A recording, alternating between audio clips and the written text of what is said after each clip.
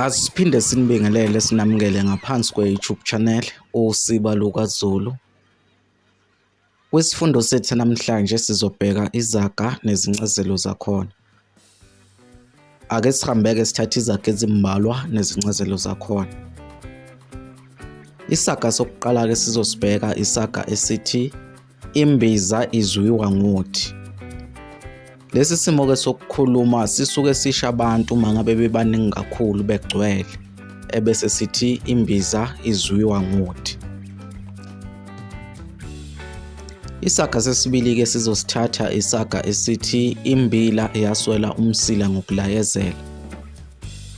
Lesi simo ke sokukhuluma sona sisho ukuthi umuntu othatha kancane izinto ongafuni ukuzenzela izinto ngesikhathi, umuntu njalo ohlalela ayezela ukuthi enzelwe izinto uvama ukuphuthelwa okuningi. Isaga sesithathu ke sizosibheka isaga esithi indlela ibuzwa kwabaphambili. Lesi simo ke sokukhuluma sona sisho ukuthi umuntu ubuza kwabaziyo uma ngabe efuna ukwenza into. Isaga sesine sizosibheka isaga esithi indlu yegagu yanetha.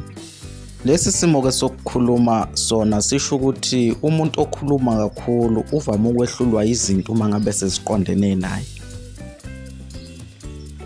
Isaga sesihlanu ke sizosibheka isaga esithi ingane engakhala ifele embelekweni. Lesi simo ke sokukhuluma sona sisho ukuthi umuntu ongabiki usizo ufela osizweni lakhe. Okusho ukuthi uma ngabe kukhona lapho uxakeke khona ufanele ukuyofuna usizo kwabanosizo ungaze ufele ezinkingeni. Isaga sokugcina ke sizosithatha isaga esithi amageja alingene abalimi.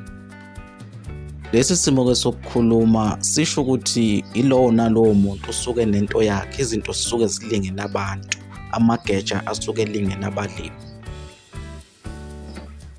Umbukiso wethu namhlanje sizowubamba khona lapha. Asiphinde sikunxenxe ukuthi usubscribe ngaphansi kwe-YouTube channel, ushiye ukuphala kwakho lapha kuma-comment, uphinde ulike nevideo yethu namhlanje.